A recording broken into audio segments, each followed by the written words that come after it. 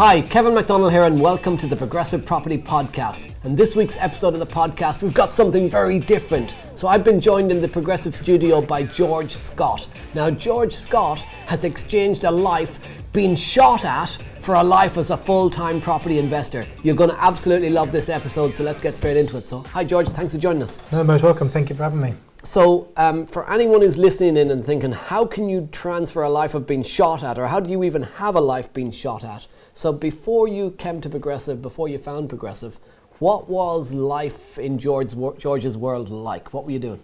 You'll think I'm exaggerating. I would live for months in the jungles of Congo, which is Tarzan country, and we would sleep in a hammock. We would eat rice, white rice for breakfast, lunch and dinner, and we would train up park rangers in anti-poaching tactics and methods. We'd then insert into the jungle canopy with the formation that we've trained, and then operationally mentor them on the ground up against rebel groups, miners, poachers, and it was a big old adventure. But it's not tenable if you are trying to raise a young family of children, because the work needs you deployed overseas. I was never home. Right, so how long did you do that for? 2 years I was living in Congo. Wow, okay. Yeah. And so you were in the army before that? Yep. So out of school, what did you do? Left school, went straight into the parachute regiment, and I spent 16 years there. It was a busy period. It was, arguably one of the most proudest achievements in my life.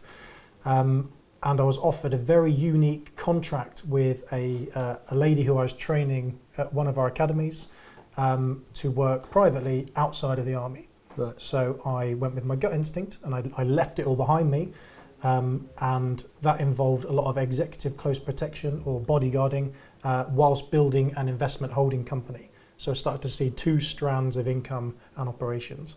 That then became a little bit too corporate for me. I quite liked it at first, the Range Rovers and the suits and the earpieces, but after a period of reflection I realised that essentially I was a bag carrier. I was paid well and I looked good, but I was just a bag carrier. And I needed something more, which is what then drove me into conservation, because I wanted to find something that was centred on something moral. Right. So 16 years in the army. Yep. Parachute jumping. Yeah. How many planes did you jump out of? I think my count was 56 Oh, wow. the end, yeah. Okay, so jumping out of airplanes, that's crazy in itself, Yeah. that often especially. I mean, once maybe, but 56. Right, so jumping out of airplanes, 16 years, then you did the bodyguard stuff. Yep. Was that like the movie? Frank Farmer, the Kevin Costner Yeah. guy. Yeah. Were you like Kevin Costner of Nottinghamshire?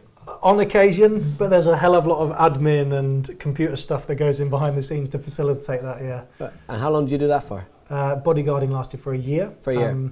And then Congo. Yes. Wow, so you mentioned conservation. So obviously in Congo it's about, I guess, I'm saying like I know. In Congo it's about protecting the animals, protection of the wildlife, etc.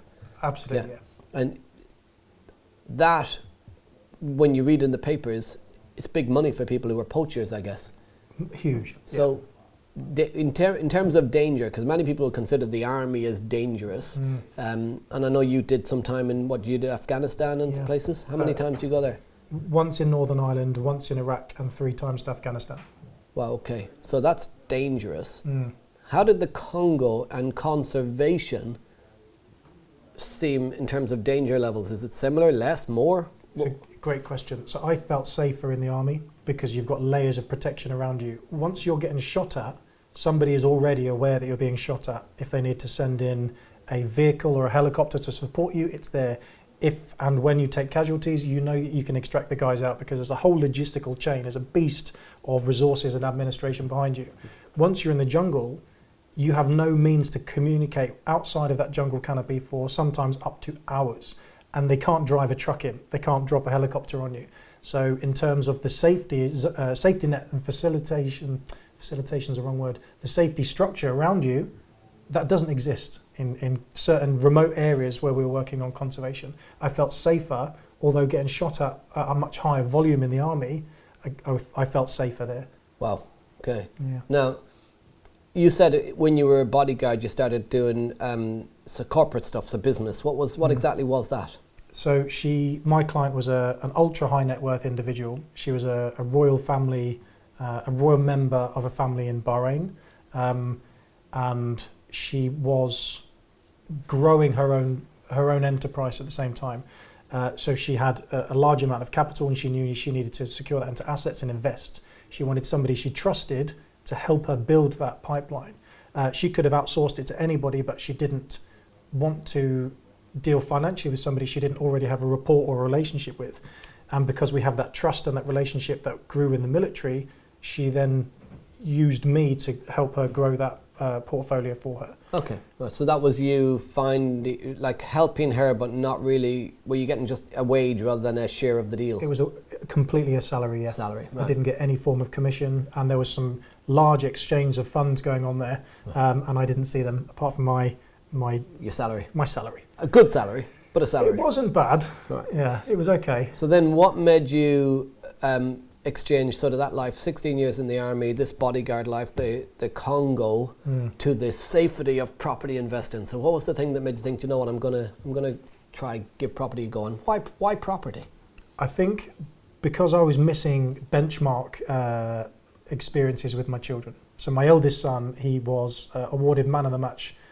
He was a goalkeeper like I was, a failed goalkeeper, admittedly, but he was there, and my wife put a picture on Instagram of him holding his man of the match trophy, and I missed that occasion. Right. My daughter got put at the front of the show of her ballet end of year presentation. I wasn't there, and we rarely had access to our phones when we were working in the jungle, but on occasion we'd be able to come back, clean our kit, have something better to eat than just rice, and then speak to our children. But I was feeling them pulling away from me. They would read the messages, I'd get 2 blue ticks, and then no reply. And I thought to myself, maybe what I'm doing here is selfish. I love the thrill, I love the adventure, I love how it makes me feel about myself because I'm doing cool stuff and I'm getting paid very, very well. But if I'm an absent dad, then maybe my priorities are wrong here. And I looked at property as a way to build and maintain those relationships I was losing with my children. It's all about the children, right, for me, whilst growing a sustainable business, which can afford you a large payday. So that is what drew me into property, because it was able to tick both boxes. Yep. I could see only positives from my career into property. Okay, so then how did you find Progressive? What was the journey towards finding this place? So it all came through Katie Wilson. There was a period where I was a compliant deal packager, but I had no formalised training. I look back on some of the work I did in those early months and I cringe. I was finding profitable property deals. Right. So they were rough around the edges. So you started looking for property before you ever heard of Progressive? I did, yeah. Right. So profitable deals, rough around the edges. What do you mean? Expand on that. What do you mean by that? So I knew that Progressive Property was here, but I hadn't entered any of the training. I was able to read enough stuff to work out what I needed to do in order to monetize deal packaging, but I hadn't followed any form of training progression. There was no accountability. Right. So you'd read some books and stuff. Read some books. Yeah. But what it was, the clincher that sent me here was a friend of mine put Property Investing Secrets, the book by Robert Mark, in my hand whilst I was in the jungle. And we'd had a particularly bad day. We'd lost a couple of guys on the team, and he said, I need you to read this book, because he was investing already. He had a couple of single lets, and he was looking at making the transition on a permanent basis from conservation into property investing. So I read that book, and it made the hairs stand up on my arms. I couldn't believe what I was reading, because I believed in the strategies. So that sowed the seed in my mind that I need to come back to the UK and educate myself in property. But it was Katie that physically brought me to the training suite here, because everything's on social media these days, and I saw a post that she put up on her own page of something along the lines of £10,000 worth of finder's fees in the space of a month. And 2 of those deals she did from a sunbed. And I looked at that, and it was really, really painful for me, because I thought, I am in Nottingham, Katie's in Nottingham. She's a deal packager, I'm an aspiring deal packager. She's just banked 10k, I haven't banked 10 pence. How do I find this girl? So then that became my driving force. I needed to have a conversation with this woman to learn, sit in her shadow and understand what it is that she does, because I need to get to that stage. The reality was, if I cannot monetize this fast, I've got to go back into the jungle and continue that living in the mud and getting shot at lifestyle. So I came to multiple streams of property income. First time I met you. Yeah. And I listened to all the presentations, but I was only there over that weekend to establish a relationship with Katie and learn her methods of packaging property deals on behalf of investors. And I keep on coming back. So when was that first multiple streams of property income? How long ago was it? That was May this year. May this year. So we're now, for anyone listening to this, we're now in November. So May, June, July, August, September, October, November, 6 months ago. Okay, so over the last 6 months, in your business, what's happened? Have you grown your brand, etc.? Deals, whatever it may be. How's the last 6 months gone? So it's been a roller coaster. I'm still not able to pin down any kind of deal frequency. Like, there seems to be peaks and troughs which I can't predict. But I doubt I'll ever be able to predict these the flow. You know, there's so many external factors. I always say property is like buses. You wait for one for ages and then three come along at once. Yeah, exactly. Yeah, so it'll never be this consistent flow. It is peaks and troughs. Yeah. But so peaks and troughs are better than all troughs, right? Exactly that, 100%. And you know, there was just one payday. Katie asked me recently what was the best payday you've struck so far in property, and that was for a finder's fee for £8,250. And she said, just drill down onto how much of your time went into that. Like, let's work out what your time is worth here. And it came out as 3 hours. I think I'd made 4 phone calls and a bit of time online. For 3 hours, I banked net 8,250 quid and then did nothing the next month. But I didn't care because I had that large payday, and I knew then that there was a system which worked and I believed in it. So then I could just refine that process and just repeat it and continue to repeat it. And that's what we've done. So it was quite funny this morning. We had a slight delay over on the deal packaging masterclass because we needed to move from one training suite upstairs. And in that period, I had a notification that an investor just signed up a reservation fee. So I hit 3K in the hour of sat around drinking coffee, chatting and mingling and, what is it you do in property? I'd already hit £3,000 before the day had even started. So it has been a roller coaster, but not have I rarely ever doubted that this was the right decision. This has been transformational for me. And I say that with a bit of emotion in my voice because I know what the alternative is, and it's worked. And I credit virtually all of this to certainly Katie Wilson, but Progressive as the overarching training provider, because without the systems and the processes that their education has afforded me, I know I would have continued to fail like I was doing before I arrived here at Multiple Streams. But I would also say back on that is, yes, the systems and process are important, and yes, it works. However, it only works if you take the action. So you need to recognize as well that you've took the action to implement what you've learned. Because I always say you can take a horse to water, but you can't make them drink. Yeah. And you've took the steps and followed the system. And a lot of people, they take steps, they want to do something, they try it alone and then they quit. You tried it alone, and then you realized and recognized that you needed support. You got the support, and then you implement it. And that's the key to success, is finding something you want to do, learn how to do it from somebody who's done it before, and implement. Absolutely. So you are, yes, Progressive are a fundamental part of that success, but it's a joint combined thing. So well done for getting moving, for doing that. It's only the start. You're 6 months into the journey. Where are you? What's your aim over the next sort of 2, 3, 5 years? What's the aim in your business? Have you got is it just comfortable type income? Are you looking to take over the world? Where are you going? So I've got a bit of an obsessive personality, so I'm trying to present my calm side to this podcast, but I have my brain is always moving at 1,000 miles an hour, and I have large plans. All I focus on at the moment is using the cash that I'm generating through finder's fees with packaging property deals on behalf of investors, is to use those funds to then apply to my own portfolio, which is small but growing. So I recognise that it's not just a short-term fixed, sell a deal, get paid. It needs to concurrently grow my asset base, which is pending and ongoing. But crucially, what the education I've learned, mainly on the mastermind, is that I know how now to find these deals. So you said to me yourself, I presented a situation I was looking at multiple streams, and you went, George, you found me a house, not a deal.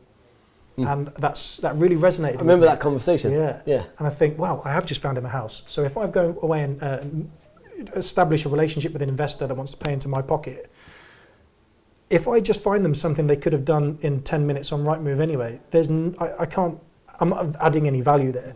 So the way I've likened that now is, if you imagine a clock face, 12 o'clock being the market value of a property, before the current situation where house prices are going generally well above asking price, you'd be able to negotiate a below market value deal. If you cannot do that, you can still create that relationship with the investor and say, look, you're going to have to accept you're probably going to pay at asking price or incrementally above our asking price, but we can add value to this deal. Yep. We're going to take a 2-bedroom, we're going to convert it into a 3, or we're going to add value through refurbishment. So as long as they can see that my education and my understanding of property now, they're not just buying a property, they're not buying a house, they're buying a deal. It's either below market value, which they do exist, and Katie's churning these out on a consistent basis, or I can explain to them the process I'm going to apply to add value to the property. That is immediately a profitable deal, which enables them to buy it. But that really struck a chord with me when you told me that, you learn and then you grow, and then you leave that lesson behind you, Yeah, and for anyone listening, because I like that clock where your 12 o'clock is the price, and then you buy it at, say, 9 o'clock, it's a discount, or you can make it 1:15 or 3 o'clock, which is the increase. When I said to you that day, I remember that day when you came to me with the phone going, because loads of people do this, they come to me, they're new, they're thinking, well, look, I got this deal. Well, you got a picture of a house. It's not a deal. Where's the deal? Quite often people look at something and go, this is the price, but I think I could get it for a discount. So how do you, when you go in terms of deal packaging, do you find your deals from an estate agent? Do you find them on Rightmove? Do you find them direct to vendor? How do you find the deal, first of all? And then what's the approach that you take with an owner of the property to try and negotiate the deal? Do you negotiate through the agent, or do you negotiate it directly with the vendor? So there's a split. I'd probably say it's 60% of opportunity that I find on the online portals, and 40% are direct to vendor. Right. The direct to vendor have generally been the most profitable deals that I've encountered so far, because in that instance it less matters about the condition of the property, it's more about the relationship of the vendor. That's where you can actually genuinely help somebody, and it's ethical trade. You're not going in and negotiating an offensively low offer. They need, for a variety of circumstances, they need to sell fast, and you can facilitate that sale. I think a lot of my lead generation is through direct to vendor marketing, which I learned with Katie on the mastermind. And essentially, we outsource a virtual assistant to scrape the portals for a property that meets our set criteria. We then mail directly to that individual, and the response or the conversion rate is fairly low. You may get between 3 or 5% replies. Of them, maybe 7% you can generate a viewing, of which one of them is an actual deal. But if you're spending maybe £200 a month on marketing for one deal that's going to net you between £3,000 and £5,000, I'm happy to spend that £200 a month on some envelopes and some stamps. Yeah. And in any deal, you've got to pay for marketing in any business to make it work, and it is a business packaging. What would you say to anyone who's listening to the podcast right now, listening to this, thinking, can they do this? Maybe they're in a similar job that you were in, if there's that many people in that type of job, or maybe they're just in a job that feels like they're getting shot at every day because their boss is shooting them every day. So what would you say to somebody who's in that job and they're thinking, I'd like to do something different, could I do property? Or even somebody who's maybe tried property like you did and was struggling to make it work, and maybe they're thinking, should I give up or should I keep going? What would you say to them? Well, I think there's 2 words for me. One is education and one is action. You have to be educated. It's naive. I was naive to think I could step out of the jungle and start making money through property without aligning myself with people that are doing this at a level that is far elevated to where I am. I'm embarrassed that I thought I could do that. So education is key. The next one is action. I was sat in here, I was talking about the Property Investing Secrets book, and before the interview, one of the staff said to me, have you got a phrase you can use, a catchphrase? I was like, you've put me on the spot, I haven't got one. I went away, and on the drive home I thought, maybe what catchphrase works for me in property, which is bespoke to myself. And I come up with this phrase, and I was really, really sad because I went to a service station, I typed into Google and it's there in images all over the place. But it's positivity creates opportunity. So when I say action, I mean positive action.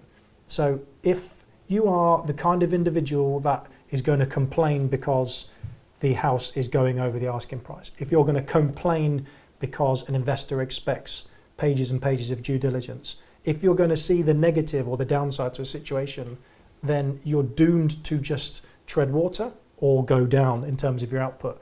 If you respond to opportunity, if you create opportunity through positivity, some serious, powerful, educated, experienced in property people will become aligned with yourself.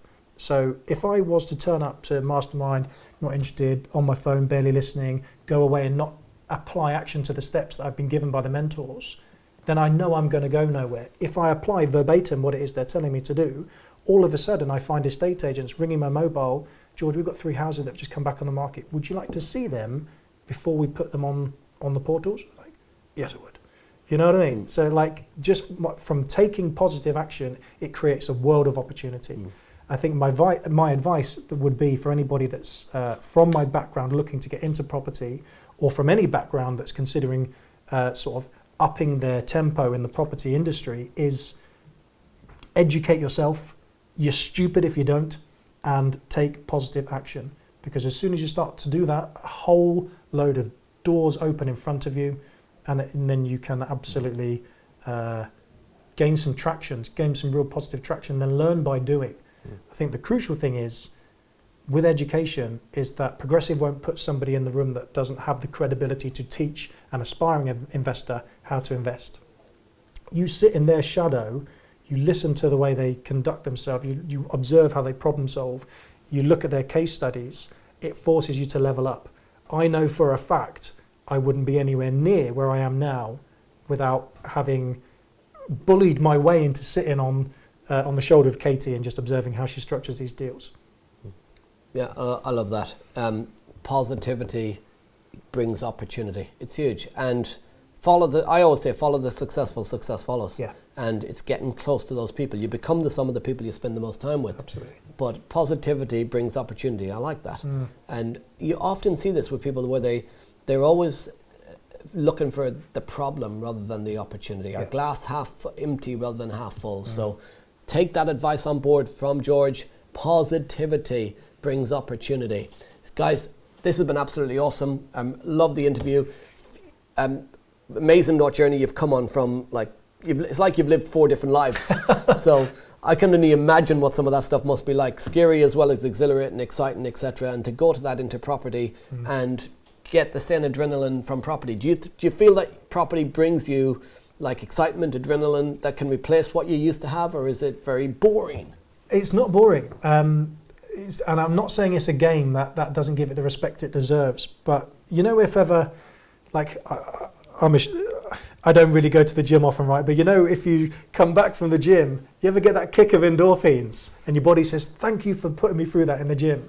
I get that when I achieve a task through property. Yeah. If I get an investor that signs up to my database without me even knowing, because I've learned a system where they can fill in an electronic form, it loads them into my CRM, my Podio, without me knowing, I get a kickback of endorphins through that. And then when I hit these big paydays, like, I love how everybody in property, they talks about their why, and they put a picture of them in the park with their kids. That resonates with me. But also, I like money. I want a lot of money in my hands. I am attracted by material things whilst being a family man. I think that is just being real and honest. And you can hit some seriously big paydays here whilst everything is appreciating anyway.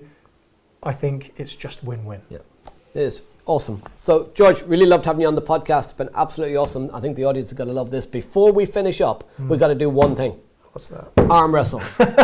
So we're going to do an arm wrestle, right? And we're going to see who wins. Right, go. No, I mean go. No, I mean you can start whenever you want. You can win as well if you like. He's playing with me. I just want to see where we go. Oh, we're not going to go anywhere. Oh, the audience are killing me. My arm. Look at me. I'm losing my arm. Right, if you're watching the podcast, if you're listening to the podcast, I won. If you're listening to the podcast, I won. If you're watching this, because we've also recorded it as a video, then you'll know the truth.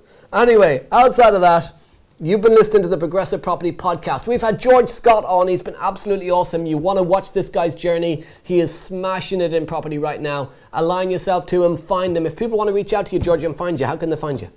I think through Facebook is where most of my traction gets done. So just George Scott on Facebook? Yeah. Right, so George Scott on Facebook. If there's loads of them, look for the guy that looks scary. Okay, so George Scott on Facebook. Reach out to him, watch his property journey. He's really smashing it at the moment on deal packaging. He's only at the start of his property investment journey. He's also building his own portfolio at the same time. You've been listening to the Progressive Property Podcast. I've been Kevin McDonald. You've been amazing, and I'll see you next week.